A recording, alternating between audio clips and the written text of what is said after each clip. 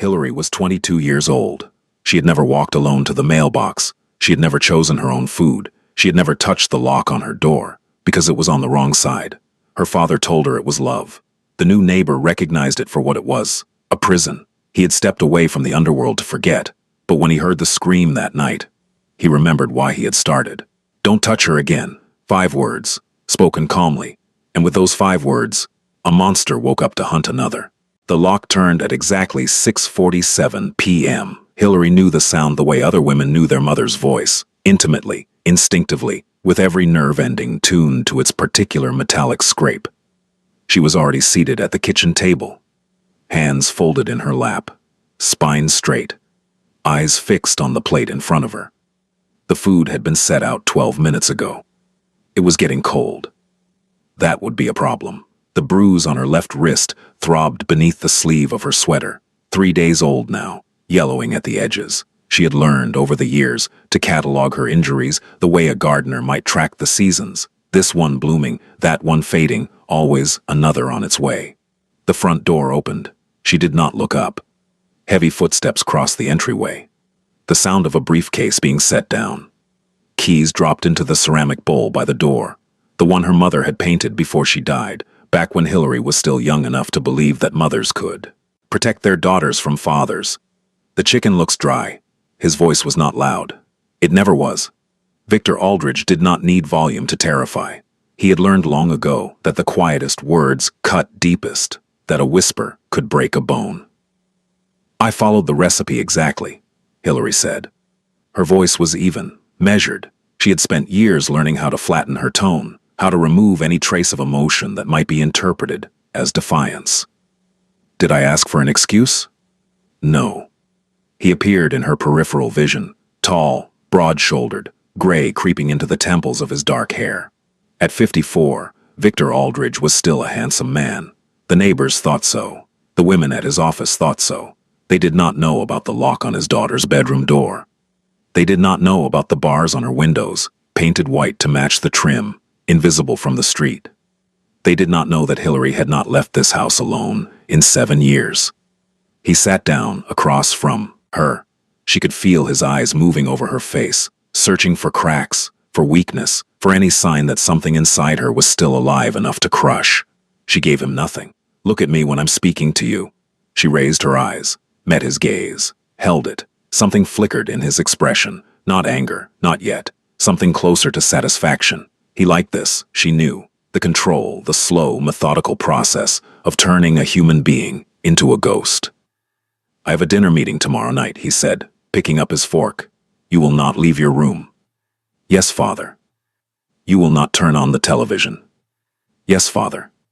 You will not make any noise. Yes, Father.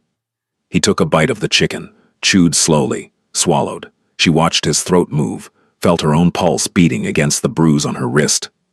Adequate, he said finally. Though you should have seared it longer. I'll remember for next time. He nodded, returned to his meal. The conversation was over. Hillary picked up her own fork and began to eat, her movements mechanical, automatic. She had perfected the art of eating without tasting, of breathing without feeling, of existing without living.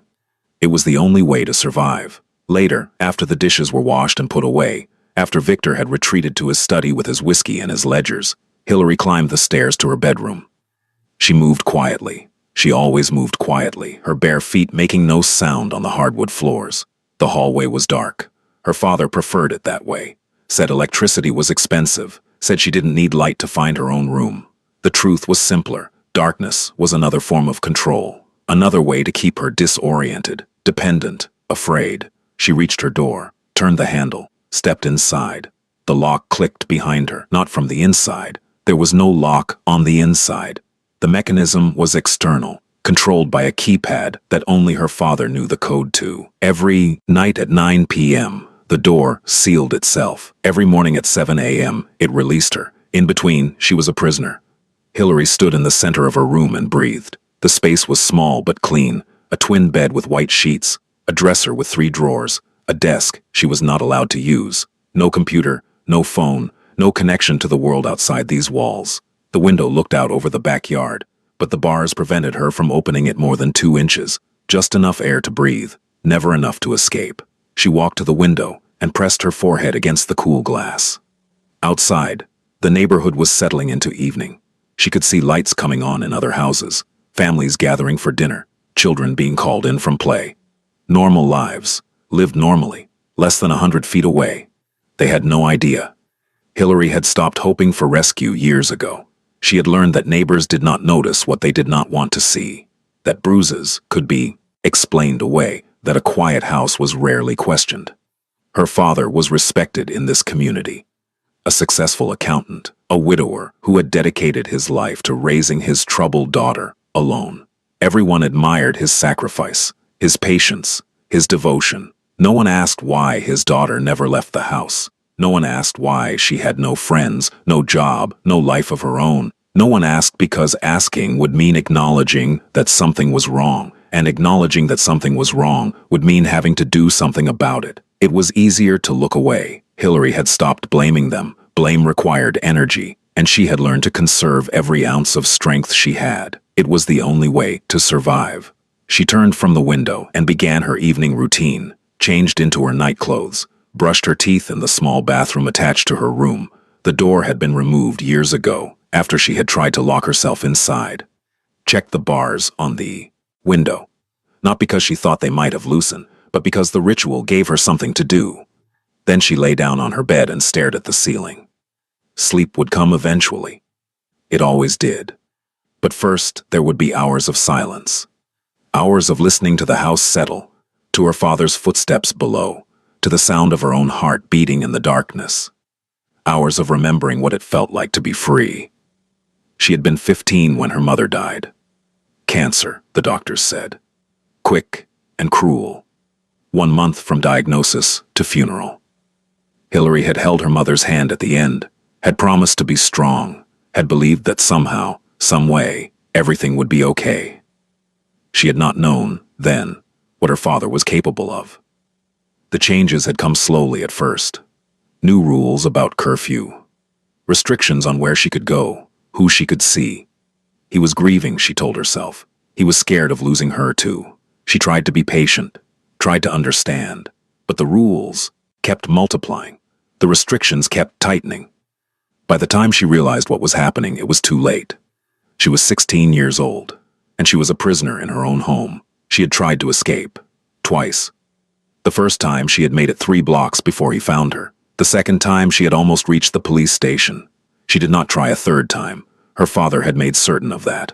Now she lay in the darkness and listened to the house breathe, and she thought about the years stretching out before her. Years of silence, of control, of slow suffocation. She thought about the chicken that had been too dry, about the bruise on her wrist, about the lock clicking shut at exactly 9 p.m. She thought about dying, not actively, not with any intention, but the thought was there, hovering at the edges of her consciousness, whispering that there were ways out of cages that did not involve doors. She pushed it away. She always pushed it away, but it was getting harder. Every day, it was getting a little bit harder. Somewhere outside, a car door slammed. Footsteps on pavement. The murmur of voices. Normal sounds of a normal night in a normal neighborhood. Hillary closed her eyes and waited for morning. The new neighbor moved in on a Tuesday. Hillary watched from her window as the moving truck pulled up to the house next door, a modest colonial that had been empty for 6 months. Ever since old Mrs. Patterson had died and her children had sold it. The for sale sign had come down a week ago, but Hillary had not seen any activity until now. She pressed closer to the glass, curious despite herself. New neighbors were rare entertainment in her world. She knew she should not get invested. They would be like all the others, friendly at first, then gradually pulling away as her father's charm worked its magic and his lies took root. But she could not help watching. The moving men were efficient, carrying boxes and furniture into the house with practiced ease. But the man directing them was different. He stood on the front lawn with his arms crossed, his posture relaxed but somehow alert. He was older than her, she could tell, maybe mid-30s, maybe more. Dark hair, just long enough to be unfashionable. A face that might have been handsome if it were not so utterly still. He was wearing a simple black t-shirt and jeans, nothing remarkable. But there was something about the way he carried himself, the way his eyes moved over his surroundings, the way the moving men seemed to give him slightly more space than necessary, something that made Hillary's instincts prickle. She had learned to read people in the years of her imprisonment. It was a survival skill, understanding the subtle shifts in mood and intention that preceded violence. Her father had taught her that, without meaning to, without knowing it, and she had become fluent in the language of danger. This man spoke that language. She was certain of it, but there was something else too, something she could not quite identify, a stillness in him that was not the stillness of a predator waiting to strike, but something older, something more tired. The stillness of a man who had done terrible things and decided to stop. She did not know how she knew this. She just did. As if sensing her gaze, the man turned and looked directly at her window. Hillary froze. Their eyes met through the glass. For a long moment, neither of them moved. His expression did not change, did not soften or harden, did not reveal anything at all. But Hillary felt the weight of his attention settle over her like a physical thing. Then, slowly, he nodded. Just that, a simple acknowledgement. A recognition that she existed, that she was there, that she was watching. It was the most seen she had felt in 7 years. Before she could react, she heard her father's footsteps on the stairs. She pulled back from the window, arranging her features into their usual, blank mask, her heart pounding for reasons she could not explain. The door opened. "There's a new neighbor," Victor said. "I'm going to introduce myself. Stay here." "Yes, father." He studied her for a moment, his eyes searching her face. Then he nodded, satisfied that she was sufficiently cowed, and left. Hillary listened to his footsteps descend the stairs, listened to the front door open and close. Then she crept back to the window and watched as her father crossed the lawn and approached the new neighbor with his hand extended and his most charming smile in place. The neighbor shook his hand. Victor talked. The neighbor listened. From this distance, Hillary could not hear what was being said, but she could read the body language. Her father's expansive gestures, his easy laughter, the way he leaned in to establish intimacy. And she could read the neighbor's response, polite, contained, giving nothing away. At one point, Victor glanced up at the house, at her window, and said something. The neighbor followed his gaze. Hillary did not move. She watched as her father spoke, probably spinning some story about his troubled daughter, his difficult situation, his boundless patience and devotion. The neighbor listened. His expression did not change. Then he nodded once, said something brief, and turned away. Victor stood there for a moment, clearly surprised. People did not turn away from Victor Aldridge. People did not end conversations before he was ready to end them. But the neighbor was already walking back toward his house, his body language making clear that the interaction was over. Hillary watched her father's face. She knew that expression, that tightening around the eyes, that slight flush along the jaw. Anger, carefully controlled. Victor did not like being dismissed. He did not like feeling small. He would not forget this. He stood on the lawn for another moment, his hands clenching and unclenching at his sides. Then he turned and walked back to the house, his steps sharp and purposeful. Hillary moved away from the window, made it to her bed, was sitting with a book in her lap, one of the few possessions she was allowed, chosen, and approved by her father. By the time she heard his footsteps on the stairs, the door opened. "Our new neighbor is reserved," Victor said. His voice was pleasant, but Hillary heard the edge beneath it. "He won't be joining us for dinner anytime soon." "That's too bad," she said automatically. Victor studied her. His eyes narrowed slightly. "You were watching us from the window." It was not a question. Hillary felt her stomach drop, but she kept her expression neutral. "I was curious about the noise." "Curious." He repeated the word slowly, tasting it. "You know what I've told you about curiosity, Hillary?" "Yes, father." "Remind me." She set the book aside, folded her hands in her lap. "Curiosity is how people get hurt." "That's right." He stepped closer. His shadow fell across her bed. "Curiosity is how people get hurt. And you don't want to get hurt, do you, Hillary?" "No, father." "Good girl." He reached out and touched her hair, gently, affectionately, the gesture of a loving parent comforting a beloved child. "We wouldn't want anything to happen to you. Not when I've worked so hard to keep you safe." "I know, father.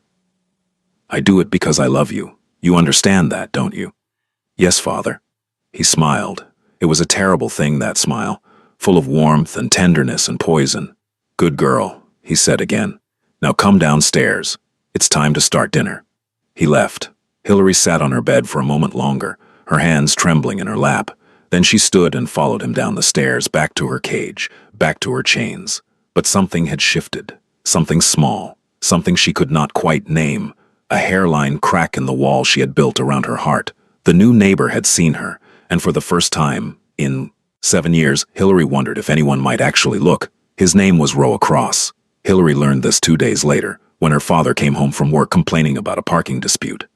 The new neighbor had taken the spot in front of his own house, the spot Victor had been using for years, ever since he decided his driveway was too narrow for his new sedan.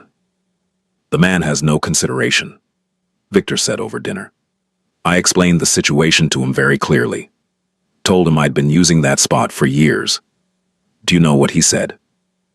Hillary shook her head. He said, "Then I suppose it's time for a change."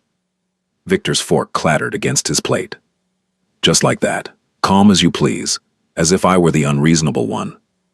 "That's very rude," Hillary said, because it was expected. Roa Cross. Victor pronounced the name like a curse. That's his name, Roa Cross. What kind of name is that? Sounds like a character in a bad novel. Hillary said nothing, but inside she repeated the syllables to herself. Roa Cross, a name that sounded like shadows and endings and things half buried in the dark. He's from the city, apparently. Some kind of early retirement, though God knows what he did to afford that house at his age. Victor was still talking, still complaining, but Hillary had stopped listening. Her mind was on the window, on the man who had stood in his front yard and looked at her as if she were real, as if she mattered. Roa Cross.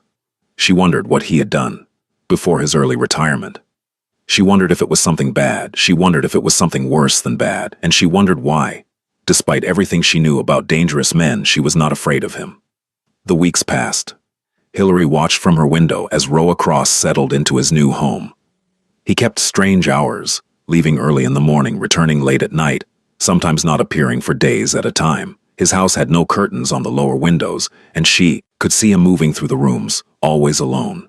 He did not have visitors. He did not host parties. He did not mow his lawn on Sunday mornings like the other men on the street. Instead, he seemed to exist in his own separate reality, touching the neighborhood without ever quite belonging to it. Just like her. Sometimes, when she was at the window, he would be in his yard or walking to his car. And sometimes, not always, but often enough to feel like a pattern, he would look up at her. That same steady gaze, that same small nod. Hillary never nodded back. She was not brave enough for that, but she did not look away either. It was the closest thing to rebellion she had allowed herself in years. Her father noticed the interest. Of course he did. Victor noticed everything. "You've been spending a lot of time at that window," he observed one evening. "I like watching the birds," Hillary said. It was not entirely a lie. There was a cardinal that nested in the oak tree between Surwa, the two properties, and she had grown fond of its daily visits. Victor studied her. His eyes were cold, calculating. She could see him weighing her response, looking for deception. "The birds," he repeated. "Yes, and nothing else. Nothing else." He held her gaze for a long moment. Then he nodded slowly. "Good, because I would hate to think you were developing distractions." "I'm not." "Good." He stood and walked to the window, looking out at the darkening street, at the house next door, at the light burning in Roa Cross's kitchen. "I don't like him. There's something off about him, something dangerous." Hillary said nothing. "Stay away from him, Hillary. Do you understand?" "Yes, Father. I mean it. If I find out you've been communicating with him, if I find out you've so much as waved at him through that window, there will be consequences. Do you understand?" "Yes, Father." He turned back to face her. His expression was calm, controlled, but she could see the violence simmering beneath the surface. The promise of pain. "I'm only trying to protect you," he said. "You know that, don't you? The world is full of dangerous people. Men who would take advantage of a sweet girl like you. I'm the only one who truly has your best interests at heart." "I know, Father." "I love you, Hillary." "I love you too, Father." The words came automatically, mechanical, empty of meaning. She had learned long ago that it was easier to say them than to fight, easier to lie than to resist. Victor smiled, satisfied. He crossed the room and kissed her forehead, his lips dry and cold against her skin. "That's my girl," he said. "Now go to bed. You have a long day tomorrow." She climbed the stairs to her room, heard the lock click behind her, stood in the darkness, and breathed. Through the window, she could see Roa Cross's house. The kitchen light was still on. As she watched, a figure passed by the window, just a silhouette there and gone, and she felt something loosen in her chest. He was there. She did not know why that mattered. She did not know why the simple fact of his existence, his proximity, his continued presence felt like oxygen to a drowning woman. But it did. For the first time in years, she did not feel entirely alone. Roa Cross did not believe in coincidences. He had spent too many years in a world where nothing happened by accident, where every chance meeting was a trap and every friendly overture was a threat.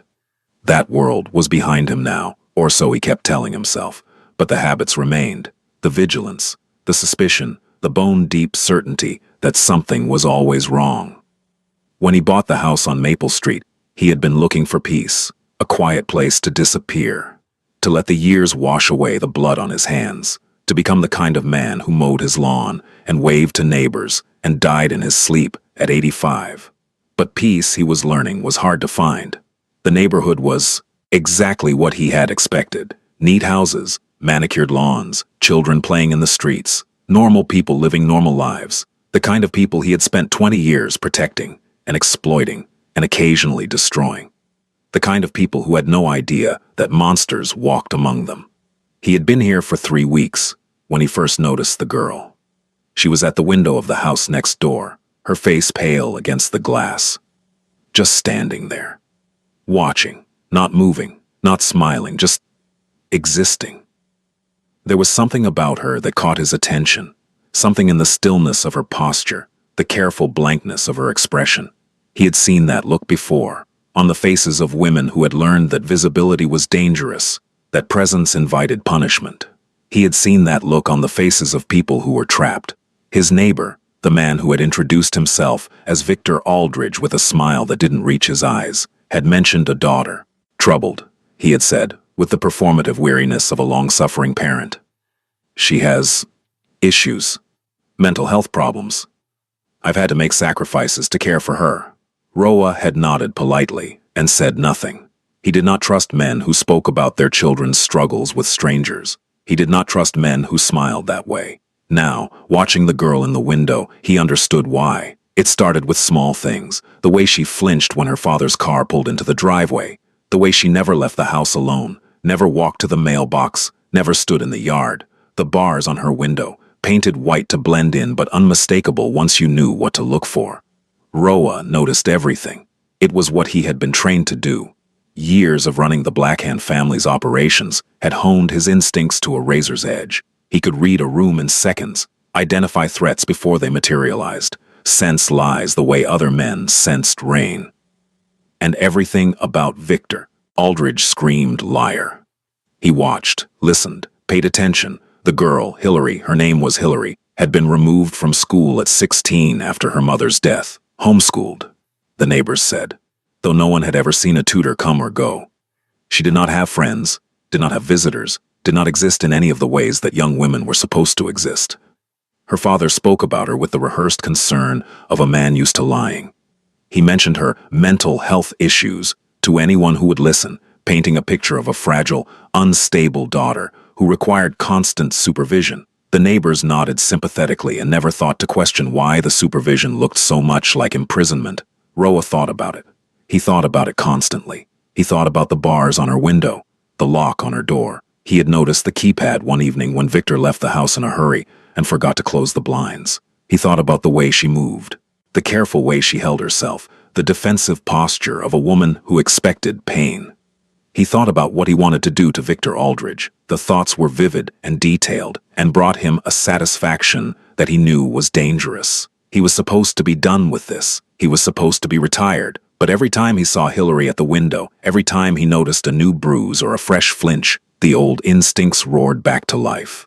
He was not a hero. He had never been a hero. He had been a fixer, an enforcer, a man who solved problems with violence and made other problems disappear. The world he had come from did not have heroes, only predators of different stripes, fighting over territory and power. But he remembered his sister. He remembered what had happened to her, what had been done to her, how he had been too young and too weak to stop it. He remembered the promise he had made to himself, the night he buried her, that he would never stand by while someone was being destroyed. He had broken that promise many times. He had stood by while innocent people suffered, had allowed terrible things to happen because it served his interests, had chosen power over principle again and again. But not this time. This time he would do something different. This time he would be someone different. He just had to figure out how. The opportunity came in early November. Roa was returning from a late run, one of the habits he had kept from his old life, the ritual of pushing his body until his mind went quiet. When he heard it, shouting. It was coming from the Aldridge house. Victor's voice, raised in anger, loud enough to carry through the walls and into the cold night air. Roa stopped at the edge of his driveway, listened. Told you not to touch my things. How many times do I have to explain this to you? How many times? A crash.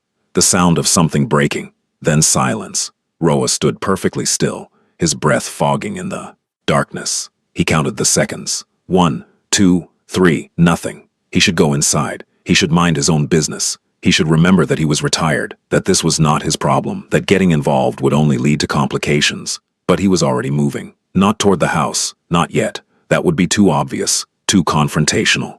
Instead, he walked to the fence that separated their properties, positioned himself in the shadow of a large oak tree, and waited. The light in Hillary's room was on. He could see it glowing behind the barred window, a small rectangle of yellow against the dark face of the house. As he watched, a shadow moved across it. Then another. The shadow was shaped like a man. Roa's hands curled into fists at his sides. The old instincts were screaming now, demanding action, demanding violence. He forced himself to breathe, to wait. The light went out.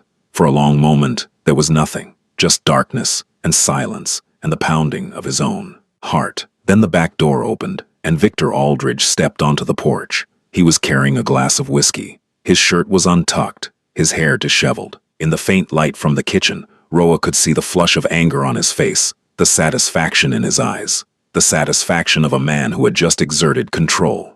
Victor walked to the edge of the porch and stood there, looking out at the night. He took a long sip of his drink, rolled his shoulders, as if releasing tension. He did not see Roa in the shadows. He did not see anything but his own reflection in the glass, his own power, his own sick pleasure. Roa watched him. In his mind, he was already planning a dozen different ways to end this, to make Victor Aldridge pay for what he had done. Quick ways and slow ways, clean ways and messy ways, ways that would leave evidence and ways that would leave nothing at all. But he did not move, not yet, because he had learned over the years that the most effective violence was the kind that came with precision, the kind that waited for the perfect moment, the perfect leverage, the perfect angle of attack. And because he knew that if he acted now, if he gave in to the rage that was burning in his chest, he would not be able to stop, so he waited, and he watched, and he made a promise to the girl in the dark room above. I see you, I know, and I'm going to help you, whether you want it or not.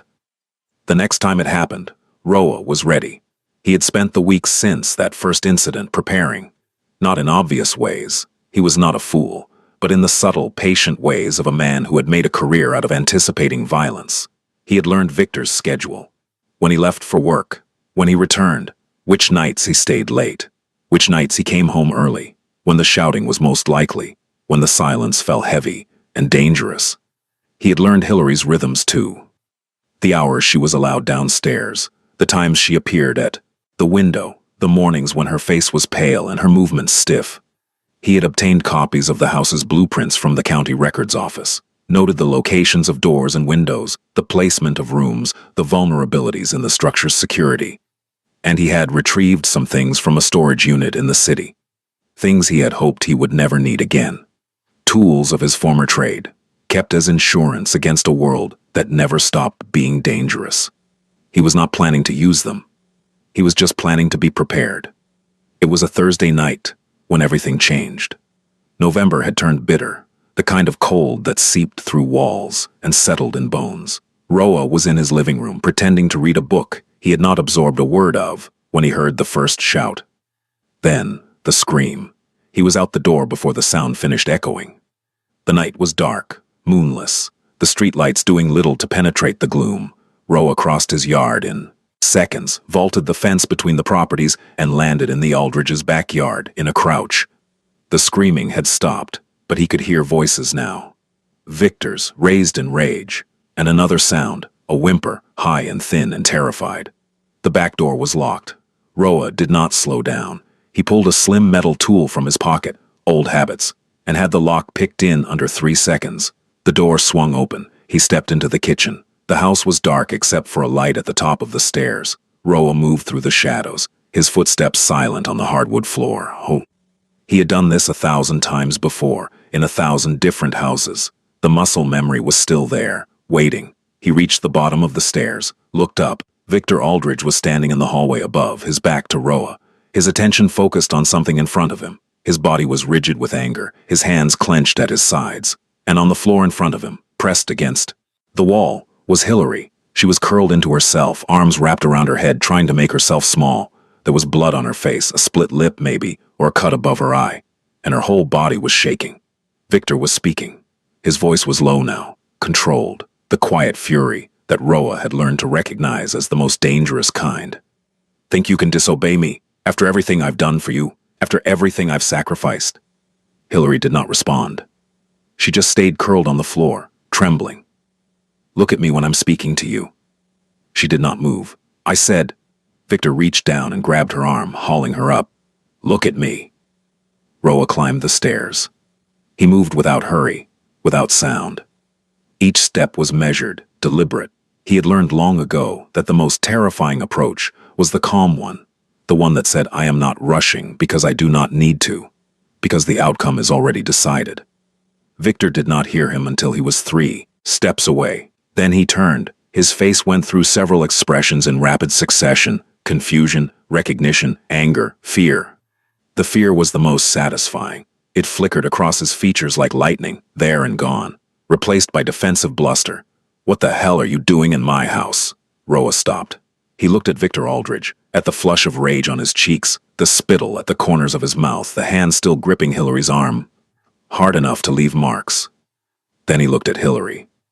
She was staring at him with wide eyes, her face pale, beneath the blood. She looked terrified. She looked like she had no idea whether he was salvation or just another threat. Roa held her gaze for a moment. Then he turned his attention back to Victor. When he spoke, his voice was soft, calm. The voice of a man who had stood over the bodies of his enemies and felt nothing at all. Let go of her. Victor's grip tightened. Who do you think you are? This is my house. My daughter, you have no right. Let go. Something in Roa's tone made Victor's words die in his throat. The fear was back now, stronger, fighting against the anger for control of his face. I'll call the police, Victor said. I'll have you arrested for breaking and entering, for trespassing, for... Roa moved. It was not fast, not violent. He simply stepped forward and wrapped his hand around Victor's wrist, the one still holding Hillary, and squeezed. Not hard enough to break, just hard enough to make a point. Victor gasped. His fingers loosened involuntarily, and Hillary pulled away, stumbling back against the wall. Roa did not let go of Victor's wrist. Listen to me very carefully, he said. His voice was still soft, still calm. I'm only going to say this once. Victor's face was white now. All the bluster had drained out of him, leaving something small and scared behind. The face of a coward confronted with genuine power. I know what you are, Roa continued. I know what you've done. To her, for years. I know about the locks and the bars, wabors and the bruises you give her when no one is watching. You don't know anything. Roa squeezed harder. Victor whimpered.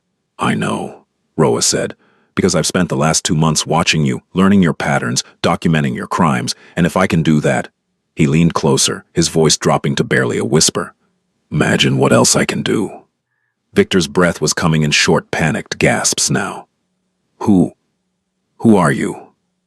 Roa smiled. It was not a kind smile.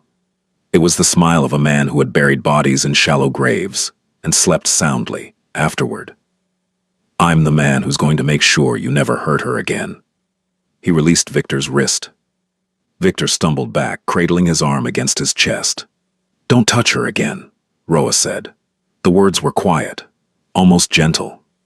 If you do, if you so much as raise your voice to her, I will know, and I will come back, and what happens next will not be a conversation. Victor opened his mouth, closed it, opened it again. You can't. This is my house. She's my daughter. Not anymore. Roa turned to Hillary. She was still pressed against the wall, her eyes huge in her pale face. She had not moved, had not spoken, had barely seemed to breathe. Come with me, Roa said. She did not move. You don't have to, he added. This isn't an order. It's an offer. You can stay here if that's what you want. I won't force you. But if you want to leave, if you want to be somewhere safe, I'm offering you that. Hillary looked at him, then at her father, then back at him. I don't. Her voice was hoarse, barely audible. I don't know you. No, you don't. How do I know? How do I know you're not worse? It was a fair question, a smart question. Roa felt a flicker of respect beneath the cold anger that was still burning in his chest. You don't, he said honestly. You don't know anything about me. I could be lying. I could be exactly what he says I am, a dangerous man who wants to take advantage of you. Victor made a noise of agreement, starting to regain his courage now that Roa's attention was elsewhere. That's right. You see what I've been protecting you from? Men like him. Shut up, Roa said without looking at him. Victor fell silent. Here's what I can tell you, Roa continued, his eyes still on Hillary. I'm not going to make you any promises. I'm not going to tell you everything will be okay, or that I'll save you, or that we'll live happily ever after. I don't believe in that kind of thing. He paused. Let the words sink in. But I can tell you this. If you come with me, you will have a door that locks from the inside. You will have food you choose for yourself. You will have silence when you want it and company when you don't. And no one, his voice hardened, no one will ever touch you without your permission again. Hillary stared at him. Behind her, Victor was edging toward the stairs, his eyes calculating, looking for an opportunity. Roa tracked the movement without appearing to. This is insane, Victor said. His voice was steadier now, gaining confidence as the immediate threat seemed to recede. You break into my home, assault me, try to kidnap my daughter. The police will hear about this. My lawyers will destroy you. You'll spend the rest of your life in prison. Roa finally looked at him. Victor, he said, I spent 20 years as an enforcer for the Black Hand crime family. I have put men in the ground for looking at my bosses the wrong way. I have done things that would turn your hair white and your blood cold, and I walked away from all of it with money in the bank and not a single charge on my record. He let that sink in. Do you really think your lawyers scare me? Victor's confidence evaporated. He took a step back, nearly tripping on the top stair. Now, Roa continued, I'm going to give your daughter a moment to make her decision, and while she's deciding, you're going to stand there quietly. Because if you don't, if you say one more word, I'm going to revisit my policy of nonviolence, and you will not enjoy the experience. Victor stood there quietly. Roa turned back to Hillary. She was crying, silent tears running down her face, mixing with the blood from the cut above her eye. But she was not sobbing, not falling apart. She was just standing there, tears streaming, looking at him with an expression he could not quite read. It's your choice, he said softly. No one is going to make it for you. Not me, not him. You decide what happens next. Hillary looked at her father. She looked at the hallway she had walked down every day for 7 years, the walls that had witnessed her captivity, the prison she had learned to call home. She looked at Roa, a stranger, a confessed criminal, a man who had just admitted to terrible things with no trace of shame. And then she looked at the door, at the end of the hall. The door that led downstairs, through the kitchen, out into the night. The door that, for the first time in years, was not locked. Okay, she whispered. Roa nodded. He did not smile, did not celebrate, did not make any move that might spook her. He simply stepped aside and gestured toward the stairs. After you. Hillary walked past him on shaking legs. As she passed her father, Victor reached out, reflexively maybe, or maybe one last attempt at control, and grabbed her wrist. Hillary, please. She stopped, looked down at his hand on her arm, looked up at his face, and for the first time in 7 years she spoke to him without fear. Let go. Victor's hand fell away. Hillary continued down the stairs. Roa followed. At the bottom she paused, looked back up at her father, who was standing at the top of the stairs, his face twisted with rage and fear and something that might have been grief. Goodbye, father, she said. Then she walked out the door. The night air hit Hillary like a slap. She stood on the back porch of her father's house, her prison, and breathed. Cold November wind, smelling of dead leaves and distant wood smoke. Stars overhead, sharp and clear against the black sky. The sounds of a sleeping neighborhood, a dog barking somewhere, the hum of a distant highway, the rustle of branches in the wind. Normal things, simple things, things she had not experienced in years. Behind her, Roa emerged from the house. He closed the door quietly, then stood beside her, not speaking. They remained like that for a long moment, two strangers in the dark, standing on the edge of something neither of them fully understood. "Where do we go?" Hillary finally asked. "My house," Roa said. "For now, you can stay as long as you need to figure out your next steps. And then, that's up to you." She turned to look at him. In the faint light from the street, his face was all shadows and angles, impossible to read. "Why are you doing this?" It was the question she had been wanting to ask since he appeared in the hallway, since he looked at her father with eyes like winter and said, "Don't touch her again," in a voice that promised death. Roa was quiet for a moment. When he spoke, his voice was thoughtful, distant. "I had a sister once." He did not elaborate. He did not need to. Hillary understood, in the way that only people who had survived certain kinds of darkness could understand. "I'm sorry," she said. "So am I." He shook his head slightly, as if clearing away memories.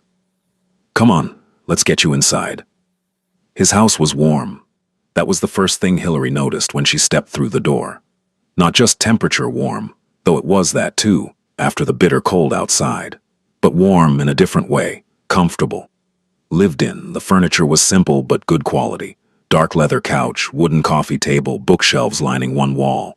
A kitchen she could see through an open doorway, clean and functional. Stairs leading up to a second floor she could not see from here.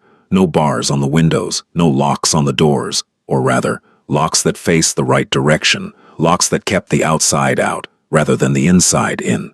She stood in the entryway and did not know what to do with herself. "The guest room is upstairs," Roa said. "Second door on the left. Bathroom is across the hall. There are towels in the cabinet if you want to shower." Hillary nodded but did not move. "There's food in the kitchen if you're hungry. Help yourself to whatever you want." She still did not move. Roa studied her for a moment, then he walked past her into the living room and sat down on the couch. Picked up a book from the side table. Opened it to a marked page. "I'll be here if you need anything," he said. "Take your time." He began to read. Hillary stood in the entryway for another long moment, uncertain, off balance. She had spent so many years being told what to do, where to go, how to behave. The absence of instruction was almost more terrifying than the captivity had been. But Roa was not telling her what to do. He was not even looking at her. He was just there. Present but not demanding. Available but not imposing. Slowly, carefully, Hillary moved. She went to the kitchen first. Opened the refrigerator, something she had not been allowed to do without permission for years. Inside she found normal things. Milk, eggs, vegetables. Leftover takeout in plastic containers. She closed it without taking anything, then opened a cabinet. Dishes, another cabinet. Glasses. She took down a glass and filled it with water from the tap. Drank it slowly, standing at the sink, looking out the window at the dark backyard. The water tasted like freedom. She did not sleep that first night. The guest room was small, but clean, with a bed covered in a blue quilt, and a window that looked out over the street. She sat on the edge of the mattress and stared at the door. It had a lock, a simple deadbolt, the kind you could slide with your thumb. Nothing fancy, nothing complicated. She got up and locked it, then unlocked it, then locked it again. Then she sat back down on the bed and cried. Not loud, gasping sobs. She had learned long ago to cry quietly, to muffle her grief so it would not invite punishment. But the tears came anyway, running down her face and soaking into the collar of her shirt. She cried for the years she had lost, for the mother she had never properly mourned, for the girl she might have been. If things had been different, she cried until there was nothing left, until she was empty and hollow and exhausted. Then she lay down on the bed, fully clothed, and watched the ceiling until dawn. The days that followed were strange. Hillary existed in a kind of limbo, suspended between the life she had left and the life she did not yet know how to build. She moved through Roa's house like a ghost, touching things lightly, afraid to disturb anything, afraid to take up too much space. He gave her room, never pushed, never pressed, never asked questions she was not ready to answer. He cooked meals and left food for her in the refrigerator. He came and went on his own schedule, sometimes gone for hours, sometimes present, but absorbed in his own thoughts. When they did interact, it was brief, practical. "There's coffee if you want it." "I'm going out. Do you need anything?" "The library is 2 blocks east if you want to walk there." Simple offerings, no strings attached. The library. Hillary thought about it for 3 days before she worked up the courage to go. It seemed absurd, walking 2 blocks, visiting a public building, doing something normal people did every day. But for her, it was an expedition into unknown territory. She stood at the front door of Roa's house for 15 minutes, her hand on the knob, her heart pounding. Then she turned it and stepped outside. The air was cold. The sky was gray. The neighborhood looked exactly the same as it always had. The same houses, the same cars, the same mailboxes lining the curb. But everything was different. She was outside, alone, walking where she chose to walk, going where she chose to go. The library was a small brick building on the corner of Maple and Oak. Hillary walked through the front door, and the smell of old books washed over her like a wave. She had loved libraries once, before, when her mother was alive and the world was still full of possibilities. She found a chair in a quiet corner and sat there for 3 hours, not reading, just being, existing in a public space, watching other people come and go, remembering what it felt like to be part of the world. When she finally walked back to Roa's house, she felt something she had not felt in years. Hope. Small, fragile, terrifying. But there, on the 5th day, Roa sat her down in the living room. "We need to talk," he said. "About what comes next?" Hillary felt her stomach clench with fear. She had been waiting for this, the moment when the bill came due, when she found out what he really wanted from her. But his face was calm, neutral, no hidden agenda lurking behind his eyes. "Your father isn't going to stay quiet forever," he said. "Right now, he's scared. He doesn't know who I am, what I'm capable of. But fear fades. Eventually, he'll get angry enough to do something stupid." "Like what?" "Call the police, claim you were kidnapped, try to take you back by force." The fear was sharper now, a knife twisting in her gut. "What do I do?" "That's what we need to figure out." Roa leaned forward, his elbows on his knees. "You're 22, a legal adult. He can't compel you to return, but he could make your life difficult. Try to get you declared mentally unfit, file false reports, use his connections to turn people against you. He will," Hillary said quietly. "He's good at that, making people believe him." "I know, which is why we need to build your case. Document what he did to you, gather evidence, create a paper trail that will protect you if things get legal." "How?" "Photographs of the injuries, for starters. A written statement of what happened, in your own words. Medical records if we can get them. And eventually, maybe—" He paused, watching her face. "You might want to consider talking to the police." "No." The word came out fast, instinctive. "No police." "Okay," Roa said. "Not now. Maybe not ever. That's your choice." "They wouldn't believe me anyway. He's respected. He's charming. They'd think I was crazy, just like everyone else does." "Maybe, or maybe not. But that's not a decision you have to make today." Roa sat back. "For now, let's focus on the basics. Get you a phone, a bank account, things that give you independence, options." Hillary stared at him. "Why are you doing all this?" "I told you I had a sister." "No, I mean—" She struggled to find the words. "All of this, the room, the food, the help. You don't know me. You have no reason to care what happens to me." Roa was quiet for a long moment. "I spent 20 years hurting people," he finally said. "Some of them deserved it, most of them didn't. I did it because it was my job, because it was what I was good at, because I told myself it didn't matter who got caught in the crossfire." He looked away, toward the window, toward the gray sky outside. "But it did matter. It always mattered. And I can't undo any of it.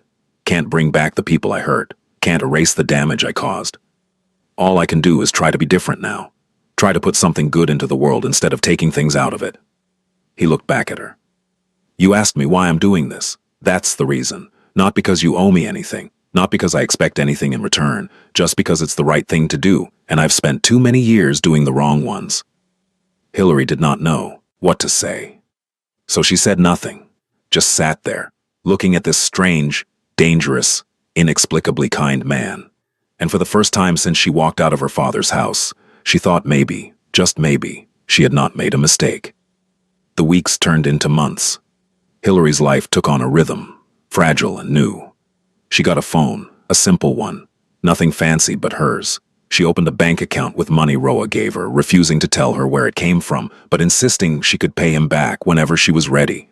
She went to the library every day, reading voraciously, making up for years of intellectual starvation. She started to remember what it felt like to be a person. Roa was a constant presence, but not an intrusive one. He maintained his own schedule, his own routines. Sometimes he was gone for days, doing things he did not explain, and she did not ask about.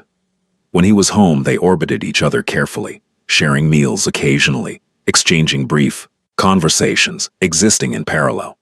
He never touched her without permission, never entered her room without knocking, never made any demand, any request, any suggestion that implied expectation. It was the strangest thing Hillary had ever experienced. She had spent so long being controlled that freedom felt like walking on ice.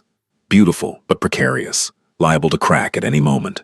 She kept waiting for the trap to spring, for Roa to reveal his true intentions, for the safety to prove illusory. But it did not happen. Days turned to weeks, weeks turned to months, and slowly, painfully, Hillary began to believe that maybe, just maybe, this was real. The first time she laughed, it surprised her so much, she started crying. It was a stupid thing. Roa had dropped a carton of eggs on the kitchen floor and cursed so creatively that she could not help herself. The laugh bubbled up from somewhere deep inside her, somewhere she had forgotten existed. Roa looked at her with an expression somewhere between amusement and concern. "Are you okay?" She was not okay. She was standing in a kitchen full of broken eggs, laughing and crying at the same time, feeling like her chest was going to split open from the force of emotions she did not know how to process. But she nodded anyway. "I'm okay," she said. I'm okay." And for the first time in 7 years, she almost believed it. The Mafia came calling in February. Hillary was in the living room reading when she heard the car pull up outside. Heavy engine, expensive sound, not the kind of vehicle that belonged in this neighborhood. Roa was in the kitchen, but he appeared in the doorway before she could call to him. His face was calm, but there was something different in his eyes, a sharpness, an alertness that she had not seen before the night he had come to her father's house. "Go upstairs," he said quietly. "Lock your door. Don't come out until I come get you." "What is it?" "Old friends." "Why?" Word was heavy with irony. "Go, now." She went. From her room she could hear voices downstairs, men's voices, deep and rough. Roa's, calm and controlled. She could not make out the words, but she could read the tone. Careful, measured, dangerous. An hour passed. Then the front door opened, closed. The heavy engine started up again, faded into the distance. Footsteps on the stairs, a knock on her door. "It's me," Roa said. Hillary unlocked the door. He was standing in the hallway, looking tired but unhurt. "Who were they?" "People from my old life." He ran a hand through his hair. "They wanted to know why I'm still in the area, why I haven't moved on." "What did you tell them?" "That it's none of their business." Hillary studied his face. "Are they going to be a problem?" "Maybe. Probably." He sighed. I made a lot of enemies over the years. And I made some friends too. The kind of friends who don't like it when you walk away." "What does that mean?" For you, for this?" "For me," she did not say, but the question hung in the air between them. Roa met her eyes. "It means things might get complicated, but it doesn't change anything. You're safe here. I'll make sure of it." "How?" He smiled, just slightly. "I may be retired, but I'm not dead. And the people who might want to hurt you know better than to try." Hillary was not sure if that was reassuring or terrifying. Maybe both.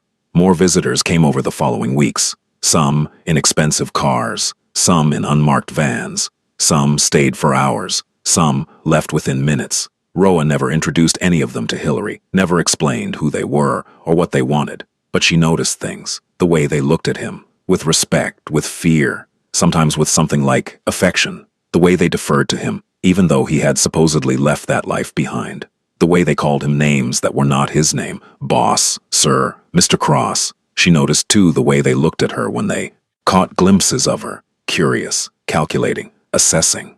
She did not like it.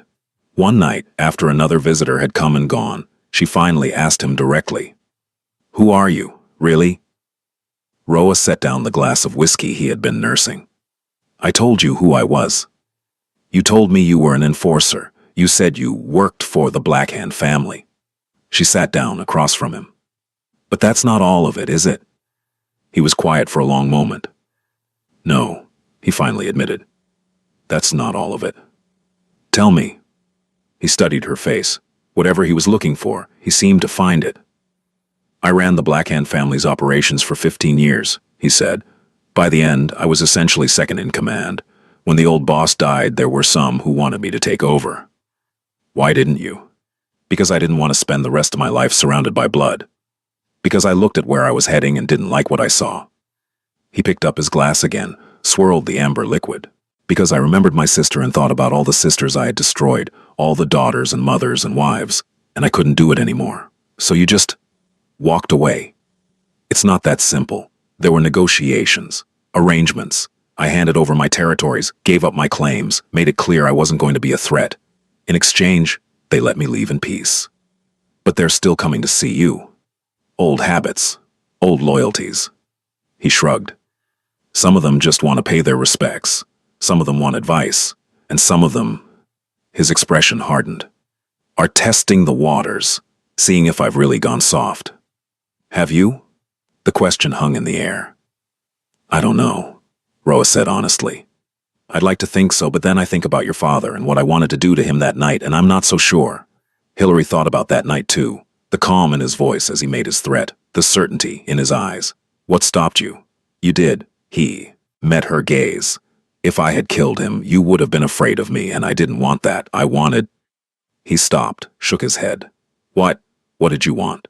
"I wanted to be someone you could trust, someone who could help you without becoming another monster in your life." Hillary felt something shift in her chest, something warm and unfamiliar. "You're not a monster," she said quietly. "I've done monstrous things." "That's not the same." She leaned forward. "A monster wouldn't care about being one. A monster wouldn't try to be different." Roa looked at her for a long moment. Something flickered across his face. Surprise, maybe, or something deeper. "You're very kind," he said finally, "considering everything you've been through." "I'm not kind. I'm just observant." She allowed herself a small smile. "I've had a lot of practice." The months continued to pass. Spring came, then summer. Hillary found a job at the library.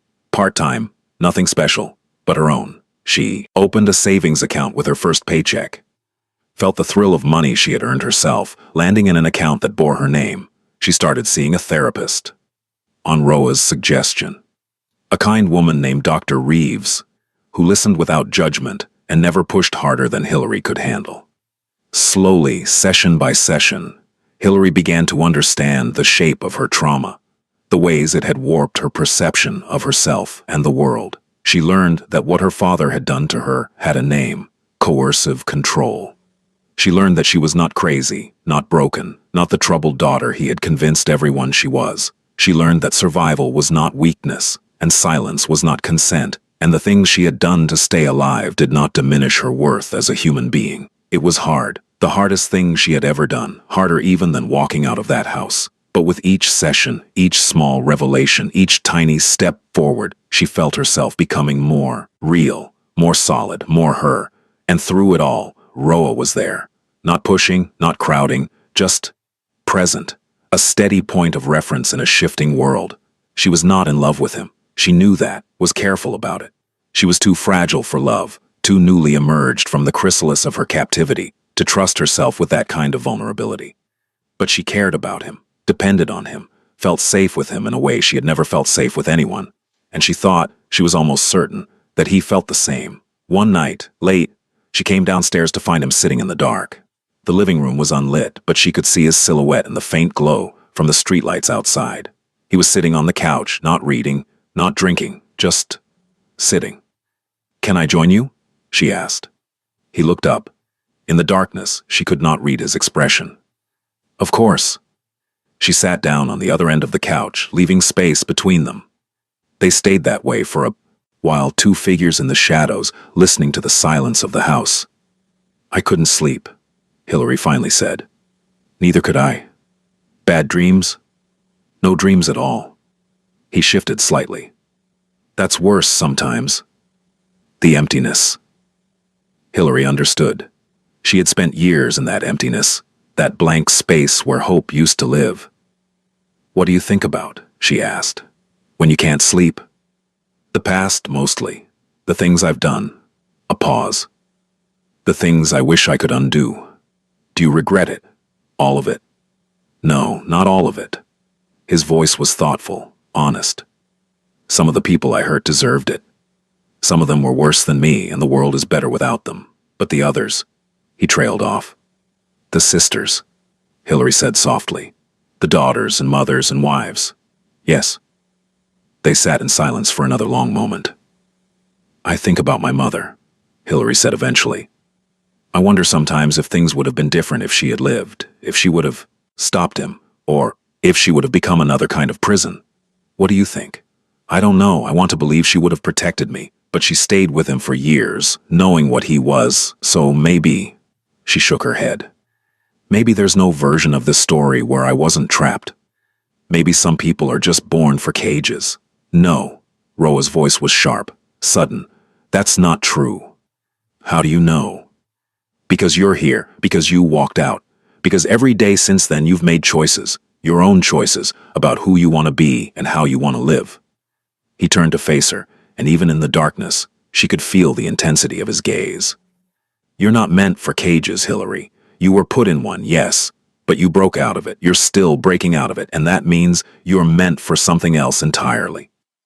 Hillary felt tears prick at her eyes. She blinked them back. What if I don't know what that is? Then you figure it out, one day at a time, one choice at a time. His voice softened. That's all any of us can do. She did not know what to say, so she did something she had never done before, something that would have been unthinkable even a few months ago. She reached out and took his hand. His fingers were rough, calloused, the hands of a man who had done violence and might do it again, but they were gentle as they curled around hers, holding without gripping, present without possessing. They sat that way for a long time, hands intertwined, watching the darkness slowly lighten into dawn. Victor Aldridge came for his daughter on a cool autumn evening. 1 year after she had walked out of his house, Hillary was in the kitchen, cooking dinner, something she had learned to enjoy, choosing her own ingredients, preparing her own meals. The radio was playing softly, some song she half recognized, and she was humming along without realizing it. She did not hear the car pull up. She did not hear the footsteps on the front walk, but she heard the knock. Something about it made her freeze. The sound was too sharp, too insistent. Not the polite tap of a neighbor or the business-like rap of a delivery driver. This was the knock of someone who believed he had a right to be there. Hillary set down the knife she had been using and moved toward the front of the house. Through the window beside the door, she could see a figure standing on the porch. Her father. Every muscle in her body went rigid. For a long, terrible moment, she was 16 again, trapped and helpless and alone. The fear was overwhelming, a tidal wave that threatened to drag her under. Then she remembered. She was not 16 anymore. She was not trapped, and she was not alone. She pulled out her phone and texted Roa. He's here. Then she stood by the window and waited. Victor knocked again. Hillary, I know you're in there. Open the door. She did not respond. This is ridiculous. We need to talk. I'm your father, for God's sake. Still nothing. I'm not leaving until you open this door. Hillary watched him through the glass. He looked older than she remembered, grayer, thinner, the year having taken its toll. But his eyes were the same, cold, calculating, hungry. A car pulled into the driveway. Roa. He got out and walked toward the house with the unhurried stride of a man who knew exactly how dangerous he was. Victor turned at the sound of his approach, and Hillary saw fear flash across her father's face. Good. Mr. Aldridge, Roa said. His voice was pleasant, conversational. I don't recall inviting you. This is between me and my daughter. Victor's voice was trying for firm, but landing closer to desperate. You have no right to interfere. I have every right. This is my property, and you're trespassing. She's my child. She's a grown woman who doesn't want to see you. Roa stepped closer. I believe I warned you a year ago what would happen if you came near her again. Victor's face paled, but he held his ground. You can't keep her from me forever. She belongs with her family. She belongs wherever she chooses to be, and she's chosen not to be with you. Hillary watched the two men face off on the porch. Part of her wanted to stay hidden, to let Roa handle this, to avoid the confrontation entirely. But another part, a stronger part, knew that would be the wrong choice. This was her battle, her father, her past, and she needed to face it herself. She opened the door. Both men turned. Victor's face lit up with triumph. Roa's went carefully blank. Hillary, Victor said, reaching toward her. Thank God. I've been so worried. Don't touch me. Her voice was calm, steady, the voice of a woman who had spent a year learning that she had the right to speak. Victor's hand dropped. His expression shifted, the mask slipping to reveal something uglier beneath. You've changed, he said. Yes. He's done something to you, brainwashed you. You were never like this before. Before I was too afraid to speak. Before I thought you might actually kill me if I stood up to you. Before I believed I deserved what you did. She stepped onto the porch. Victor stepped back. But I don't believe that anymore. I know what you are. I know what you did. And I know that you have no power over me. Not anymore. Victor's face was reddening, anger overtaking fear. You ungrateful little. After everything I sacrificed, you sacrificed nothing. You took everything. Hillary felt tears prick at her eyes, but refused to let them fall. You took my childhood, my education, my friends, my freedom. You took every part of me that might have become something good, and you locked it away in the dark. I protected you. You imprisoned me. Her voice cracked, but she did not stop. You beat me when I questioned you. You isolated me from everyone who might have helped. You spent 7 years convincing me that I was crazy, that no one would believe me, that you were the only person in the world who could love something as broken as me. That's not, but you were wrong. She was crying now, tears streaming down her face, but her voice was stronger than ever. I'm not broken. I never was. You're the one who's broken, Father. You're the one who couldn't stand to let someone else have a life of their own. Victor stared at her. His face was a mask of rage, but beneath it Hillary could see something else, something she had never seen before. Fear, not of Roa, not of exposure or consequence. Fear of her. You think this changes anything? His voice was vicious now, all pretense of concerned father abandoned. You think you can just walk away and start over? You're nothing without me, nothing. You'll fall apart. You'll come crawling back. No. Hillary's voice was quiet but final. I won't. She turned to Roa, who had been watching the entire exchange in silence. I want him gone. Roa nodded. He stepped forward, positioning himself between Hillary and her father. His voice was soft, almost gentle, and that made it all the more terrifying. You heard her. Leave. You can't make me. I can, and I will. Roa tilted his head slightly. Would you like me to demonstrate? Victor opened his mouth to respond. Then he looked at Roa's face, really looked for the first time, and saw something there that made the blood drain from his cheeks. Without another word, he turned and walked to his car. The engine started. The headlights came on, and Victor Aldridge drove away, disappearing into the darkness from which he had come. Hillary stood on the porch and watched him go. She waited until the taillights had vanished completely, until the sound of the engine had faded to nothing, until there was only silence and the cold night air and the man standing beside her. Then she took a breath, the deepest breath of her life, and she let it go. A year later, Hillary woke to sunlight streaming through her window, not the barred window of her childhood prison, but the open window of her own apartment, 3 blocks from the library where she now worked full-time. The room was small but neat, decorated with things she had chosen herself. Photographs on the walls, plants on the windowsill, a quilt her grandmother had made before she was born. It was not much, but it was hers. She lay in bed for a moment, feeling the warmth of the sun on her face, listening to the sounds of the city waking up around her, cars on the street, birds in the trees, someone laughing somewhere, a bright, joyful sound that made her smile. Then she got up. Her morning routine was simple: shower, coffee, toast with jam. She ate at her small kitchen table, scrolling through the news on her phone, planning her day. Tonight, she had a dinner meeting with a support group she had helped organize. Other survivors of coercive control, finding their way back to themselves one step at a time. At 10 o'clock, there was a knock at the door. She opened it to find Roa standing in the hallway, 2 cups of coffee in his hands. I thought you might want company, he said. She smiled. I always want your company. They walked to the park near her apartment and sat on a bench beneath an old oak tree. The autumn air was crisp, the leaves a riot of red and gold. Children played on the nearby playground, their laughter echoing across the grass. Hillary took a sip of her coffee and watched them run. I went to see my mother's grave yesterday, she said. Roa glanced at her. How was that? Hard. Good. She paused, searching for the right words. I told her about everything. What happened after she died. What father did. How I got out. What else? I told her I forgave her. Hillary felt tears prick at her eyes but did not try to stop them. For not seeing, for not protecting me, for leaving me alone with him. Did you mean it? I think so. I think she did the best she could. She was trapped too, in her own way, and holding on to anger. She shook her head. It doesn't help. It just keeps you in the cage.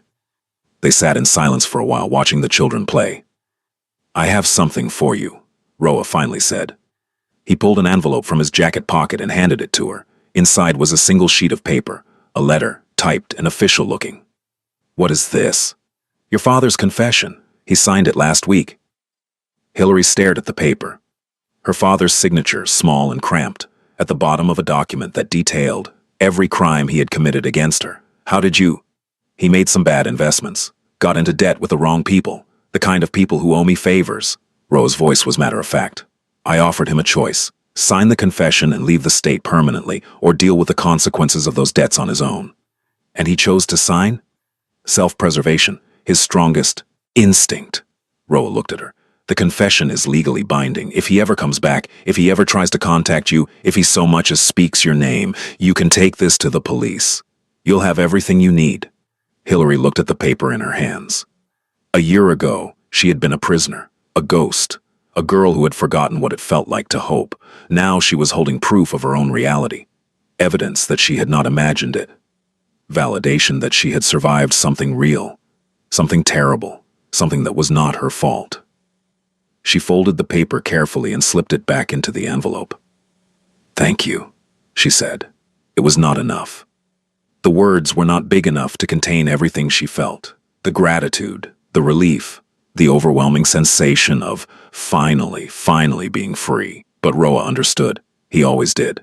You don't have to thank me, he said. You did this yourself. All I did was open a door. No.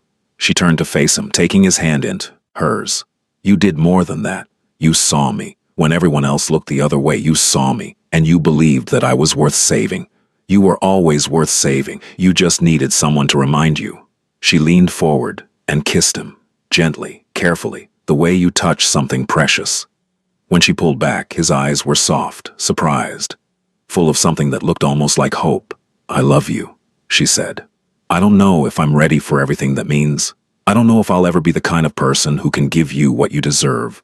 But I love you, and I wanted you to know. Roa looked at her for a long moment. Then he smiled, a real smile, the first she had ever seen from him. I love you too, he said. And for the record, you're already more than I deserve. They sat on the bench as the morning light grew stronger around them, hands intertwined, watching the world wake up. There would be challenges ahead. There always were. Old wounds that still needed healing, new fears that would need to be faced, the slow, painful work of building a life from the ashes of destruction. But for now, in this moment, there was only the warmth of the sun and the touch of another hand and the simple, extraordinary Hillary-call of being alive. The most dangerous thing is not violence, it's hope, and Hillary had finally found it.